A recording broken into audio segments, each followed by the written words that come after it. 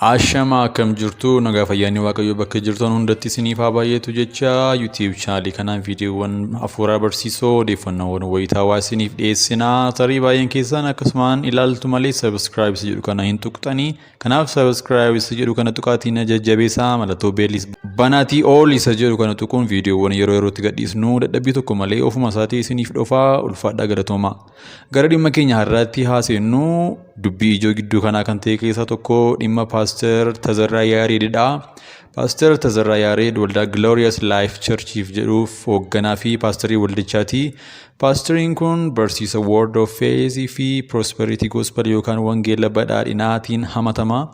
Egaa gidduu kanaa dubbii namoota naasisee fi aarse tokko dubbatee innis akkasi.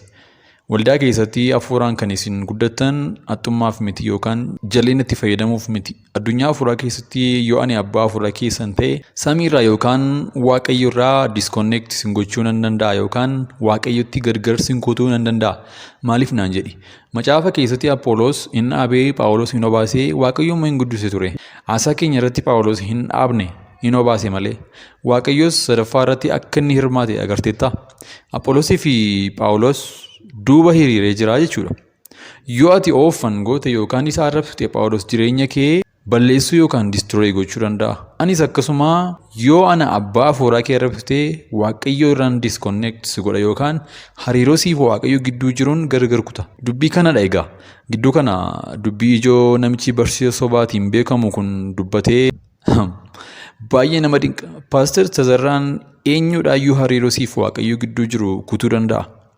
Yaaliin namicha kanaa dhaloota macaafa qulqulluu hin dubbisnee fi maalidha jedhee hin gaafanne irratti yaada waaqayyoo micciiree barsiisuun saba ofiyyuu jaamee jiru kana ittuu jaamsuudha. Gooftaan keenya Yesuus yeroo dubbatu akkas jedha. Mukichi wayinii inni dhugaan ana mukicha dhaabee kan eegu immoo abbaa kooti. Ani muka wayinichaati. Isin immoo damoota isaati. Inni anatti qabatee jiraatu anis isatti jiraadhu isa ija baay'ee kan godhatu. Anatti gargar baatanii waa tokko illee gochuu hin dandeessan. Amanaan tokko kan inni dhaabbatee jiru amantii isaa irratti. Kanaaf Phaawulos akkas jedhe. Gammachuu keessaniif isin waliin hojjenna malee amantii keessaniin warra isin irratti haboo qabaatu miti nuti jedha. Phaawulos faallaa namicha kana nuti isin waliin hojjenna malee jedha. Akkasumas Phaawulos ammas faallaa namicha kana isin irratti nuti warra haboo qaban miti. Abbaan damee mukichaa isa muka wayinii sana dhaabedha. Inni immoo waaqayyoodha. Abbaan barbaade waaqayyooti disconnect si gochuu hin danda'u. Abbaanuu dhalchee qabnaa, abbaanuu guddisee qabna.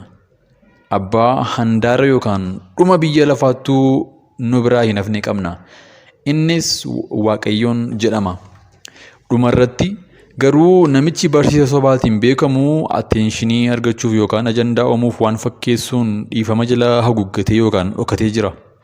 Ibsa gabaabaa Glorious Church jedhuunis dhiifama naaf godhaa jedhee gaafateera. Baay'ee nama dhiba. Amantoonni waldaa sanaa garuu akkamitti yeroo inni akkas jedhu ameen jedhu. Maaltu qoricha isinitti godhe laata? Fannifamuun Yesuus Kiristoos akka waan caafamee rarraafameetti ija keessan dura ture. Kana deebitanii akka wallaaltanitti eenyutu qoricha isinitti godhe?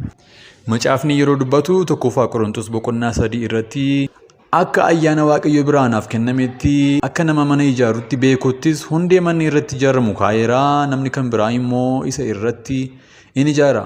Adduma addaan attamitti akka irratti ijaaru garuu haa akeekkatu. Isuma dur kaa'ame sana malee homtinuu hundee biraa kaa'uu hin danda'u. Hundeen dur kaa'ame sunis Yesuus Kiristoosidha.